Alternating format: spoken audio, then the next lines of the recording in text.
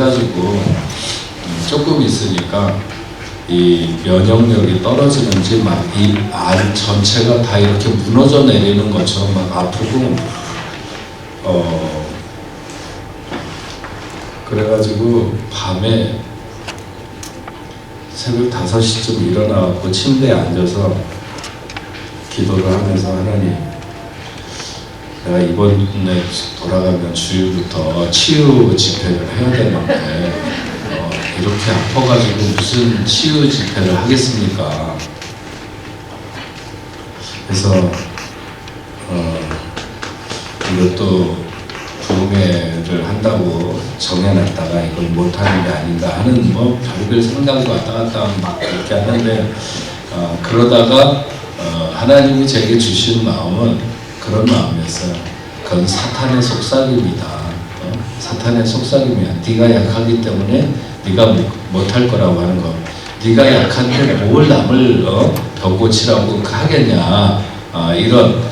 근데 가만히 생각을 해보니까 진짜 저희 아버님도 신유의 역사를 많이 하셨는데 그분도 강단에서 설교를 하다 3번이나 쓰러지셨어요. 피를 토하면서. 그랬는데도 그렇게 많이 하셨고 사도 바울도 굉장히 연약했잖아요.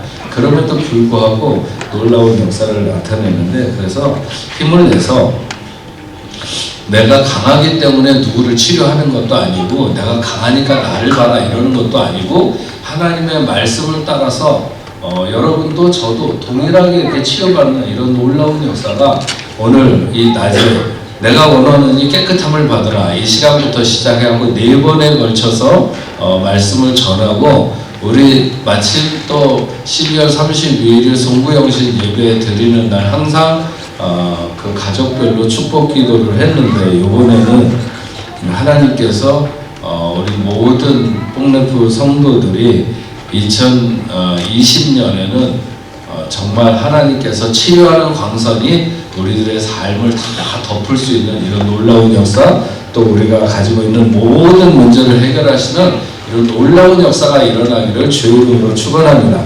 그렇게 될 줄로 믿습니다. 네. 아멘은 항상 시원찮아.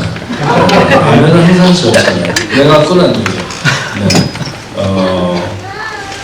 우리 이번 12월 29일 오늘부터 시작되는 3일간의 집회를 통해서 영육간에 우리가 안고 있는 모든 문제를 고치시고 회복시키시는 하나님의 놀라운 역사가 여러분들과 여러분 가정에게 일어나기를 주의 이름으로 축원합니다. 아멘.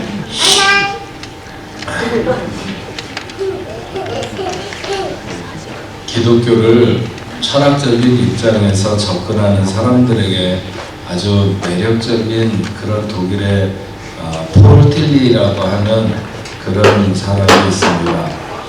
칼바르트라고 하는 신학자와 쌍벽을 이루는 신학자로, 칼바르트가 신학을 하나님의 계시로부터 출발을 했다고, 계시로부터 출발했다고 하면, 폴 틸리는 인간이 가진 수많은 그 의문들부터 신학을 시작해서 변증해 가던 신학자였고 철학자였습니다.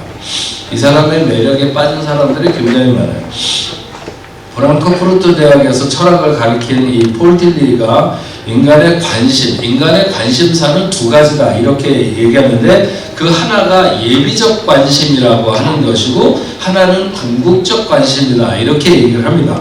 예비적 관심이라고 하는 것은 인간이 생존을 위해서 갖게 되는 기본적인 욕구와 그 필요에 대한 그런 그 관심인데, 건강에 대해서라든지 아니면 서로의 관계에 대해서라든지 더 나가서 사회적 관계나 혹은 자연과의 관계 같은 전반적인 모든 사람이 살아가는 데 주변에 일어나는 모든 것에 대한 관심을 갖는 것을 예비적 관심이라 이렇게 얘기를 하고, 궁극적 관심이라고 하는 것은 인간의 존재의 근원이신 하나님에 대한 관심을 말합니다. 어떻게 해야 하나님과 올바른 관계를 가질 수 있는가 하는 것 등의 관심이죠. 그런데 이 예비적 관심과 궁극적 관심은 서로 배타적이거나 독립적이지 않고 상호 보완적이고 양립적이라는 거예요. 그 예비적 관심과 궁극적 관심은 서로가 서로를 밀어내거나 아니면 그렇게 독립적이지 않고 보완적이고 양립적이다. 그러니까 우리에게 육체적인 질병이 있음으로 인해서 하나님과의 관계를 회복시킬 수 있는 길이 모색되고 하나님과의 관계가 좋아짐으로 우리의 육체의 질병이 회복되는 것에 영향을 준다. 무슨 얘기인지 아시겠어요? 아시겠죠?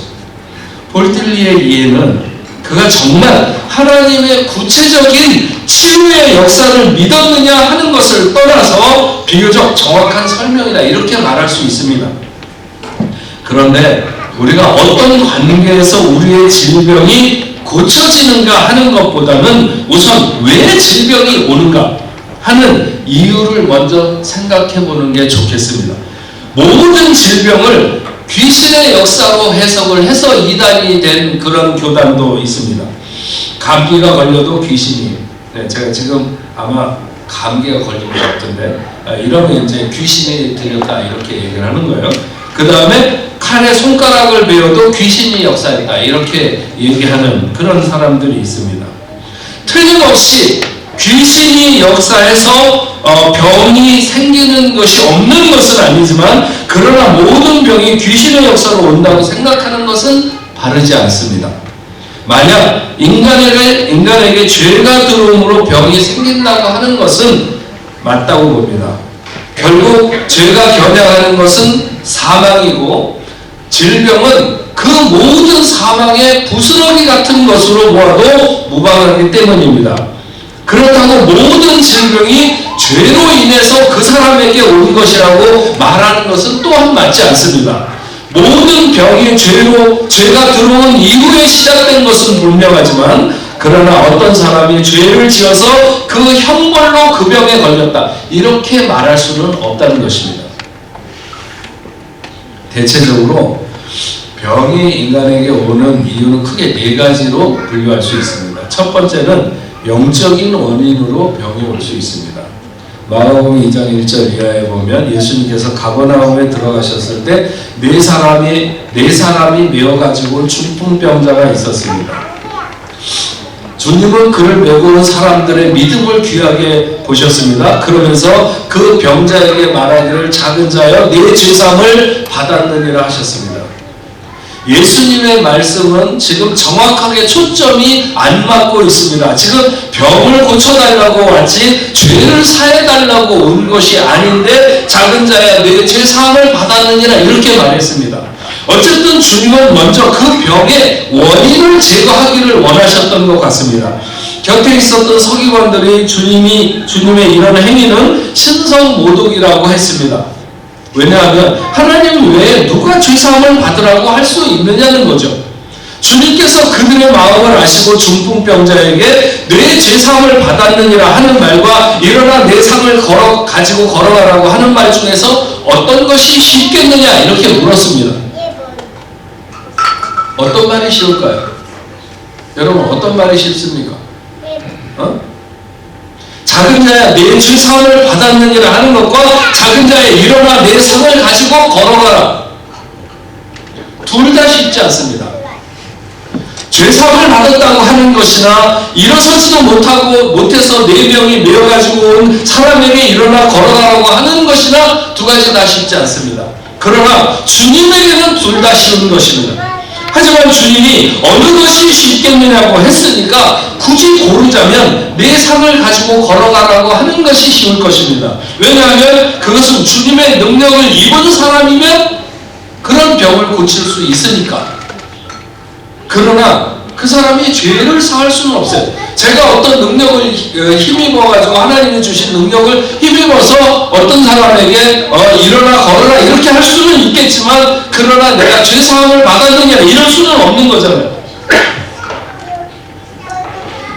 그렇지만 죄사함을 받는 것은 입증할 수가 없어요. 죄사함을 진짜 받았는지 안 받았는지를 이렇게 겉으로 보여줄 수가 없잖아요. 그런 것에 비해서 병든 자가 일어서서 걸어가야 되는 것은 실제 육안으로 볼 수 있는 것이어야 하기 때문에 의문을 가진 사람들에게는 병든 자가 일어나 걸어가는 것이 더욱 어렵겠죠. 그렇지 않겠습니까? 예. 일어나 걸어가라고 아니 지금 지가 일어서지도 못해가지고 네 사람이 메어가지고 왔는데 일어나 걸어가라 이런 것은 그 증거가 나타나야 되니까 쉽지 않은 거죠. 주님께서 아픈 사람에게 내 제사함을 받았느니라 하신 것은 그 병의 원인을 제거하기 원하셨던 것입니다. 가늠하다가 현장에서 잡혀온 여인에게 주님이 말씀하셨습니다. 나도 너를 정죄하지 않느냐 하느니 가서 다시는 죄를 범하지 말라. 네가 이번에는 재수없게 걸렸는데 다음에 조심해야 된다.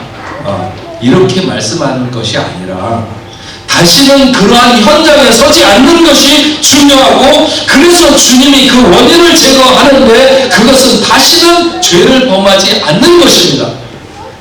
영적인 상태가 바로 되지 않아서 질병이 오는 경우가 있습니다. 여러분도 뭐 그런 생각을 할 수도 있고, 어쨌든 뭐 병이 걸리면 내가 무슨 잘못을 해서 이런 병이 걸렸나, 이게 굉장히 자연스러울 수도 있습니다. 어쨌든 두 번째로는 감정의 상처가 질병으로 연결된다고 하는 것입니다.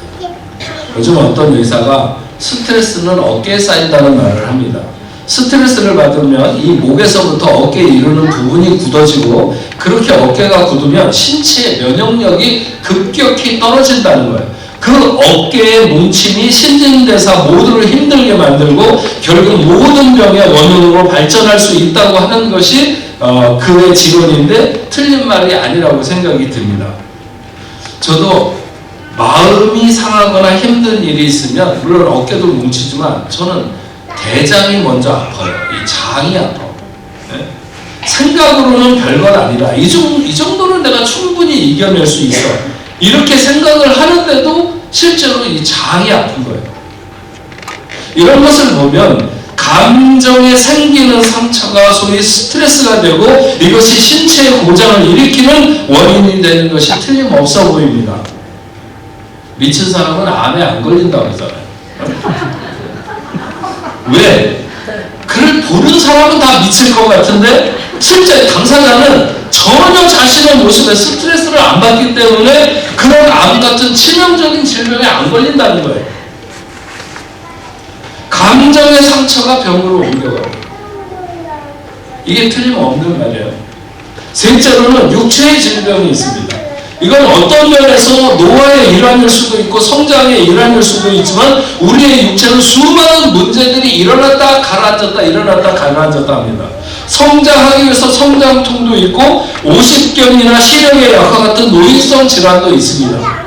뿐만 아니라 사고도 있을 수 있죠. 조심해야 되는데 까불다가 넘어져가지고 팔다리가 부러지는 경우도 있고, 다른 사람이 부주의해서 나를 다치게 할 수도 있습니다. 힘이 남아 돌아서 과해서 사고를 일으키기도 하고 힘이 너무 약해서 무너지기도 합니다. 이런 모든 것을 육체의 질병으로 분류할 수 있습니다. 넷째는 귀신에 의한 질병이 있습니다. 정신에 문제가 있고 그래서 귀신에 붙들려서 간증을 일으키거나 아니면 눈 멀고 벙어리 된 자도 있어서 귀신을 쫓아낼 때 고침을 받는 경우들이 있습니다. 귀신의 특징은 더럽다고 하는 것이죠. 그리고 아주 강력한 힘을 가지고 있어서 억제가 잘 안 됩니다. 어린아이든지 어른이든지 일단 귀신에 사로잡히게 되면 정결하지 않고 제어할 수 없는 그런 힘든 괴력을 나타냅니다. 수많은 질병과 상처를 동반하게 됩니다. 요즘에는 정신병원에 가서 약을 먹으면 나아질 수 있는데 귀신 들렸다고 해서 억지로 고치려다가 더 악화시키는 경우도 많다고 합니다. 그리고 옛날보다 확실히 모든 면에서 더러움이 거쳐서 그런지 모르겠지만 예전만큼 그렇게 귀신 들린 사람들도 많지 않아요. 분명한 것은 귀신에 의한 질병이 있다는 것입니다. 오늘 우리가 읽은 그 마가복음 1장 40절부터 보면 한 나병 환자가 예수님께 나와서 엎드려 말하기를 저를 깨끗게 하실 수 있나이다. 그랬더니 예수님께서 불쌍히 여기시면서 손을 내밀어 그에게 대시며 이르시되 내가 원하노니 깨끗함을 받으라 하실 때 곧 나병이 그에게서 떠나가고 깨끗해졌다. 이런 말씀입니다. 예수님께서 그에게 아무에게도 말도 하지 말고 가서 네 몸을 제사장에게 보이고 모세가 명한 대로 예물을 드려서 깨끗하게 된 것을 입증해라 이렇게 했습니다.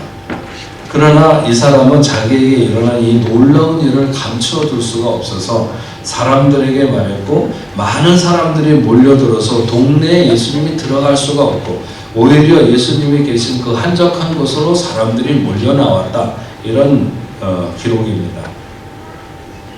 성경에 보면 수많은 병자들이 예수님에게 나왔고 예수님이 고쳐주셨습니다. 예수님이 하나님의 나라와 자신이 이 땅에 오신 이유에 대해서 사람들이 받아들이도록 복음 사역을 위해 가장 많이 사용한 것이 병고침의 사역이었습니다. 정확하게 그걸 다 분석해 보지는 않았지만 적어도 70-80% 정도는 치유의 사역을 통해서 복음이 전파되도록 하신 것을 알 수 있습니다. 마가복음 1장에 기록된 것으로 보아서 그분의 사역의 초기에 일어난 사건 중에 바로 오늘 나병 환자가 예수님에게 나와서 고쳐달라고 했고 주님이 고쳐주셨는데, 다만 주님께서는 사람들이 신기한 능력으로 몰려드는 것을 방지하기 위해서 말하지 말라고 했음에도 불구하고 그는 자신에게 일어난 일을 말하지 않을 수가 없었어요. 예수님을 찾아온 나병 환자에 대해서 한번 생각을 해보면 이 나병 환자를 좀 더 분석적으로 다가가보면 총체적인 문제를 안고 있습니다. 그 중에 가장 먼저 육체적인 결함에서 오는 고통입니다. 나병은 그 병원균을 발견한 노르웨이 의학자인 한센의 이름을 따서 한센병이라 이렇게 하는데, 성경이 쓰여졌던 시기만 하더라도 천형의 병으로 알려져 있었고 힘든 그런 질병이었는데, 현재는 그 수가 점점 많이 줄어들어서 저 인도 쪽 어느 곳에만 아직도 그 나병 환자들이 좀 많다고 합니다. 우리나라에도 한때 소록도라든지 이런 곳과 여러 곳에 집단 수용소들이 있었는데 지금은 의학적으로도 많이 발전했고 발생하는 환자들도 점점 줄어들어서 이제 거의 많이 사라져가고 있다고 합니다. 어쨌든 이 질병에 걸리게 되면 5년에서 20년 정도의 잠복기를 거쳐서 증상이 발현되면 신경계나 기도, 피부, 눈 이런데 막 이런 여러 가지가 뭐가 이렇게 유가족이 발생하고, 그렇게 되면서 통각 능력이 상실됩니다. 감각도 없어지고 이런 피가 끝에까지 통하지 않는 거죠. 그래서 자신도 모르는 사이에 신체의 말단 부분 같은 것들이 이렇게 뚝뚝 떨어져 나갑니다. 썩어서. 어린 시절에 이런 나병 환자들이 살 길이 막막하니까 구걸을 하러 다녔는데 그 떨어져 나간 신체들 때문에 그 얼굴이나 손이나 이런 데를 다 이렇게 둘둘 말고 다닙니다. 눈만 내놓고 그다음에 팔도 감고 다니고 막 이렇게 그렇게 돌아다니던 기억이 제가 어렸을 때 이렇게 많이 봤던 기억이 납니다. 그러면 아이들이 몰려다니면서 자기 동네에서 나가라고 막 돌을 집어 던지고 그러던 아주 슬픈 그런 광경들이 예전에는 많이 있었습니다. 고대에도 이런 그들의 신체적인 결함 때문에 사람들과 어울려 살지 못했고 동네와 가까운 곳에 있는 굴이나 아니면 성벽에 기대에 움막을 쳐놓고 그곳에 살았습니다. 자기들의 그런 모습들이 보고 놀라는 사람들의 모습을 보면서 보여주기 싫었고 사람들도 그런 흉한 모습을 보기 싫어했습니다. 그래서 그들은 육체적인 결함으로 인해 가족들과도 분리될 수밖에 없는 그런 매우 고통받는 삶을 살아가는 사람들이 나병 환자였습니다. 그 다음에 그들은 정신적인 결함이 있었습니다. 당연한 것이겠지만 그들에게는 말할 수 없는 분노와 수치심 그리고 죄책감, 불만이나 회의나 공포나 무기력과 부정적인 사고 이런 것들이 그 사람들에게 가득 있지 않았겠어요. 내가 뭐 때문에 이런 병에 걸려야 되느냐 이런 여러 가지 생각들이죠. 아무튼 인간이 가질 수 있는 가장 안 좋은 모든 감정과 생각들의 지배를 받을 수밖에 없었습니다. 대부분의 경우에 어떤 문제가 있거나 질병이 있어도 다른 측면에서의 자부심이나 혹은 자기 만족의 측면이 있을 수 있어요. 내가 뭐 이쪽에 병이 있어도 그렇지 않게 얼마든지 더 잘할 수 있는. 그러나 나병의 경우에는 인간을 가장 비참하고 초라하게 그 심성조차 나약하게 만들 수밖에 없는 지경으로 끌어가는 거죠. 신학교 다닐 때 제가 부모가 나병 환자였던 그 이제 부모가 나병 환자고 그 자녀는 또 아니에요. 발생하지가 않고 그가 자녀가 나면 또 나병이 발생할 그런 여러 가지 그렇다고 그러는데 어쨌든 간에 근데 지금 뭐 너무 오래됐으니까 제가 기억이 선명하지는 않지만 그 아이를 보면 뭔가 굉장히 그 슬픔이 서려 있는 자기 부모가 그렇고 자기는 이제 어쨌든 그렇지 않아도 그런 기억이 납니다. 그 정신적으로 건강하기 힘든 그런 결함이 있는 질병이 나병인 거죠. 뿐만 아니라 그들은 또한 사회적 결함을 가지고 있었어요. 가족이란 어떤 부족함에도 서로 감싸주는 울타리라고 말할 수 있는데 하지만 나병은 그것조차도 허락하지 않은 거죠. 그래서 나병이 확인되는 순간 그는 마치 잘려진 가지처럼 버려지게 됩니다. 성경에 보면 왕이 나병에 걸리거나 장수가 나병에 걸려서 조금 특별하게 별궁에 거한다든지 이런 경우는 있지만 대부분 거리로 내쫓기게 되고 그들끼리만 모여서 어느 동굴이든지 집단촌 같은 곳으로 옮겨져서 그렇게 생활하게 됩니다. 인간이면 누구나 가질 수 있는 특권을 상실하게 되고 정체성을 잃게 하는 것이 나병이라고 하는 것입니다. 또한 그들은 영적인 결함이 있었습니다. 그대로부터 나병은 하늘에서 내린 병이라고 생각했고 저주의 병이었고 하나님이 재앙을 내린다고 생각했습니다.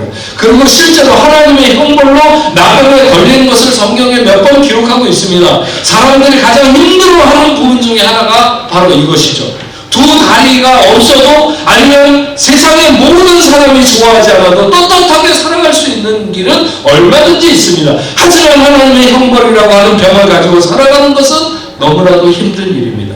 세상에 법이 없는 종족은 있어도 종교심이 없는 종족은 없다고 하는 것처럼 그만큼 모든 사람이 절대자에게 기대고 싶은 그런 심리를 다 가지고 살아간다는 것이죠.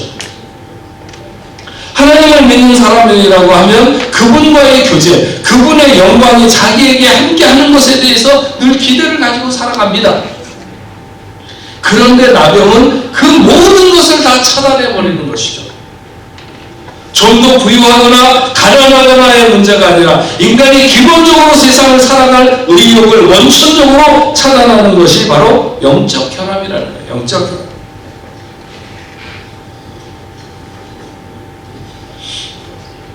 마가복음에 보면 이 나병 환자를 온몸에 나병이 들린 사람이라 이렇게 표현하고 있습니다. 나병의 상당한 진행이 이미 이루어진 환자였고 그런 환자는 사람들 앞에 나서기가 어려운 사람입니다. 이 나병 환자가 예수에게 와서 엎드렸다고 하는 것에서 그는 주님의 능력을 힘입을 수 있는 가장 위대한 행동을 결행한 것이다. 이렇게 보여집니다. 어떻게 예수님께 나오면 자기의 나병이 고침받을 수 있다고 하는 믿음이 그에게 들어갔는지 모르지만 그는 정말 제대로 자기의 병을 고쳐줄 그런 의원에게 나오게 된 것이죠. 온 몸에 나병이 든 사람이 가까이 온다고 하는 것은 모든 사람들이 다 도망가게 하는 일입니다. 그리고 가까이 오지 말라고 소리 지르는 것입니다. 하지만 이 나병 환자는 자기가 이루어야 되는 목적만을 향해서 앞으로 나갔습니다. 그리고 그는 생명의 주 되시는 예수 앞에 무릎을 꿇었습니다. 수많은 나병 환자들이 있었겠지만 대부분의 사람들은 이미 체념으로 어떻게 해도 안 된다는 생각이 있었겠지만 그러나 이 사람은 예수 앞에 나오면 된다는 믿음이 있었기에 그 모든 시선과 사람들이 저리 가라는 비난을 무릅쓰고 그리고 예수 앞에 나왔던 것입니다. 본문의 내용은 공관복음, 그러니까 마태복음, 마가복음, 누가복음 모두에 기록하고 있는데 세 곳에서 모두 나병 환자는 주님이 자기를 원하시면 깨끗하게 해주실 수 있다고 말하고 있습니다. 주님이 원하시면 깨끗하게 해주실 수 있다고. 그러니까 그의 중심에는 그냥 아픈 부분이 회복되는 것보다는 무엇인가 씻겨야 된다는 사실을 인식하고 있었던 것 같습니다. 그냥 단순하게 아픈 육체가 고침을 받기를 원하는 것보다는 보이지 않는 어떤 저주의 고리를 끊고 씻음을 받아야 나음을 입는다고 생각이 그에게 깊었던 것 같습니다. 주님이 이 사람의 이 간절하고도 이 낮은 마음을 아셨어요. 하나님이 그 능력을 나타내시기에 너무나도 적합한 조합이 이루어진 것입니다. 예수님의 치유가 시작되었습니다. 가장 먼저 예수님의 긍휼하심이 작용했습니다. 예수님은 자기 앞에 엎드린 그 나병 환자의 심정과 처지 속으로 깊이 들어가셨습니다. 모든 사람이 다 기겁을 해서 도망갔을 것입니다. 온 몸이 성한 것이 없고 깊이 썩은 살마다 엄청난 악취를 풍겼을 것입니다. 그러나 그런 열감과 상관없이 그의 중심에 주님을 향한 진실하고 겸손하며 오직 소망을 주님 앞에 두고 있는 그의 마음을 보셨습니다. 그래서 주님은 그를 불쌍히 여기셨고 손을 내밀어서 그에게 대셨습니다. 말씀으로만 하셔도 이 나병 환자를 고칠 수 있는데 주님은 그 환자를 만지며 부정하게 되는 것을 모르지 않으면서도 그 연민의 정과 모든 규정을 초월한 사랑을 나타내셨습니다. 그러면서 내가 원하노니 깨끗함을 받아. 내가 원하노니 깨끗함을 받아. 즉시 치유가 일어나며 완전히 이루어지는 선포입니다. 그 환자의 형편을 볼 수 있었던 주변의 모든 군중들이 눈으로 확인할 수 있는 즉각적이고 철저한 치료의 역사였습니다. 원하시면이라고 했을 때 원하노니라고 하셨고 깨끗게 하실 수 있나이다 했을 때 깨끗함을 받으라고 하셨습니다. 즉시 나병이 그에게서 떠나가고 깨끗하여졌다. 온전해졌다는 것입니다. 엄청난 변형과 소신을 가져왔던 그의 육체가 회복되는 것은 마치 그를 다시 빚듯이 아마도 그렇게 세워졌을 거예요. 예. 코도 떨어져 나가고 누석도 팔다리도 다 떨어져 나간 부분들이 다시 생겨져야 온전하게 될 수 있을 거 아니에요.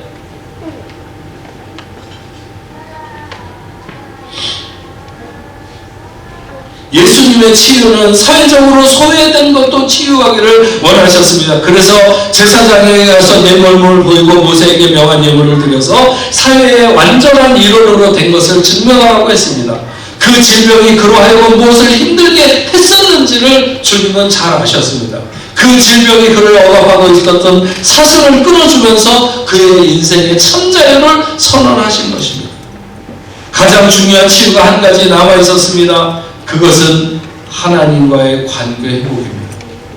예수에 대한 그의 증언은 얼마나 파괴력 있게 사람들에게 전달되었을까요? 그는 자신이 체험한 예수를 증언했습니다. 그것도 당시에 그 누구도 그 병을 고쳤다고 말할 수 없고 더구나 나병 환자가 그 병에서 나음을 입었을 때 통상적으로 성경에 보면 그 살이 어린아이와 같아졌다. 어린아이처럼 고와졌다. 이렇게 표현된 것으로 보면 그의 변화는 그를 아는 모든 사람으로부터 너무 크고 놀라운 반향을 일으키지 않았겠는가 하는 것입니다. 그가 예수님 앞에 왔을 때 그는 그에 대한 신뢰를 가지고 있었습니다. 그렇다고 하더라도 그것이 자신에게 체험된 것은 아니었습니다. 그러나 자신이 나병을 고침받았을 때 그는 예수에 대한 믿음은 오직 전능자 하나님만이 하실 수 있는 능력을 나타내신 것을 그는 알았습니다. 하나님의 역사가 아니라면 결코 일어날 수 없는 일이 자신에게 일어난 것을 알았고 그는 하나님께 큰 영광을 돌리는 자가 되었습니다. 앞에서 제가 폴틀리의 말을 한 것처럼 그는 질병이 그로 하여금 예수 앞으로 나가게 했고 오직 예수만 바라보는 그의 마음을 하나님이 응답하셨고 그는 나병에서 치유를 받게 되었습니다. 나병에서 치유를 받았을 때 그의 중심은 하나님을 향한 감사와 사랑으로 충만하게 되었을 것이 분명합니다. 예리적 관심과 궁극적 관심이 상호 보완적이고 양립적으로 역사된다고 하는 것이 틀림없죠. 주님은 우리가 깨끗하게 치유되기를 원하십니다. 오늘 우리가 어떤 질병에 있든지 그 질병이 무슨 원인으로 우리에게 왔든지 주님은 원하십니다. 그래서 우리가 육체적 결함에서 깨끗하게 되기를 원하시고, 사회적 결함에서도 깨끗하게 되기를 원하시고, 정신적 결함에서도, 그리고 마지막으로 하나님과의 관계의 결함에서도 깨끗하게 회복되기를 원하십니다. 수많은 사람들이 나병의 증상 같은 질병으로 오늘 고통 가운데 살아갑니다. 하나님은 우리가 그곳에 있기를 원하시지 않습니다. 나병 환자가 놀라운 믿음으로 주님 앞에 나와서 원하시면 깨끗게 하실 수 있나이다 했을 때 주님이 내가 원하노니 깨끗함을 받으라고 말씀하신 그 놀라운 말씀을 오늘 우리는 모두가 다 들을 수 있어야 될 줄로 믿습니다. 오늘 첫 시간에 제가 여러분들이 반드시 기억하기를 원하는 것은 주님은 원하신다는 것입니다. 주님은 우리가 어떤 육체의 질병이나 아니면 우리 영혼의 질병이든지 어떤 것이든지 주님은 치유받기를 원하신다는 거예요. 주님이 원하시면 깨끗게 하실 수 있나이다. 내가 원하노니 깨끗함을 받아라. 내가 원하노니 깨끗함을 받아라. 오늘 여러분 모두에게 이런 믿음이 충만하시길 주의 이름으로 축원합니다. 기도하겠습니다.